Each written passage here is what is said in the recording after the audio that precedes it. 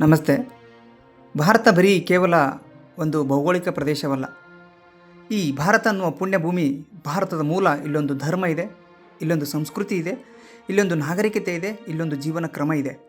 ಇಲ್ಲಿ ವೇದಗಳಿವೆ, ಉಪನಿಷತ್ತುಗಳಿವೆ, ರಾಮಾಯಣ ಇದೆ, ಮಹಾಭಾರತ ಇದೆ. ಇಸ್ಲಾಂ ಧರ್ಮಗುರು ಮೊಹಮ್ಮದ್ ಪೈಗಂಬರ್, ಕ್ರಿಶ್ಚಿಯನ್ ಧರ್ಮಗುರು ಯೇಸು ಕ್ರಿಸ್ತ, ಬೌದ್ಧ ಧರ್ಮಗುರು ಗೌತಮ್ ಬುದ್ಧ, ಸಿಖ್ ಧರ್ಮಗುರು ಗುರುನಾನಕ, ಪಾರ್ಸಿ ಧರ್ಮಗುರು ಜೊರಾಸ್ಟರ್, ಹಿಂದೂ ಧರ್ಮ ಯಾವ ಗುರುಗಳಿಲ್ಲ, ಯಾವ ಗುರುಗಳು ಇದನ್ನು ಸ್ಥಾಪಿಸಿಲ್ಲ. ಓಂಕಾರದಿಂದ ಸೃಷ್ಟಿಯಾದಂತಹ ಧರ್ಮ ಯುಗ ಯುಗಗಳಿಂದ ಇರುವ ಧರ್ಮ, ಪ್ರಾಚೀನವಾದ ಶಾಶ್ವತ ಧರ್ಮ, ಸೃಷ್ಟಿಯಿಂದ ಇಲ್ಲಿವರೆಗೂ ಇರುವ ಶಾಶ್ವತ ಸತ್ಯ. ಧರ್ಮದ ತತ್ವಗಳನ್ನು ಕಂಡುಹಿಡಿಯುವುದಕ್ಕೆ ನಮ್ಮ ಋಷಿಮುನಿಗಳು, ನಮ್ಮ ದೇವರುಗಳು ಹೇಳಿರುವಂತಹ ವೇದಗಳನ್ನು ಸಂಗ್ರಹಿಸಿ ಕೃತಿಗಳನ್ನು ಮಾನವರಿಗೆ ನೀಡಿದರು. ನಮ್ಮ ಪ್ರಮುಖ ಋಷಿಗಳು ವೇದವ್ಯಾಸರು ವೇದಗಳನ್ನು ಸಂಗ್ರಹಿಸಿ ಮಹಾಭಾರತವನ್ನು ರಚಿಸಿದರು. ಶಂಕರಾಚಾರ್ಯರು ಅದ್ವೈತ ಸಿದ್ಧಾಂತವನ್ನು ಸಾರಿದರು.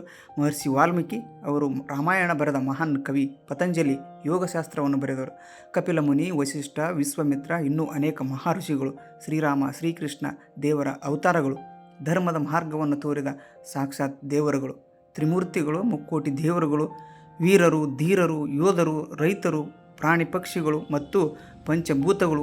ಇದೇ ಸನಾತನ ಧರ್ಮ. ಎಲ್ಲ ಧರ್ಮಕ್ಕಿಂತ ಮೊದಲು ಮಾನವ ಧರ್ಮ ಅನ್ನೋದನ್ನು ಹೇಳೋಕ್ಕೆ ಒಂದು ಧರ್ಮ ಬೇಕು, ಅದುವೇ ಈ ಹಿಂದೂ ಧರ್ಮ. ಧನ್ಯವಾದ.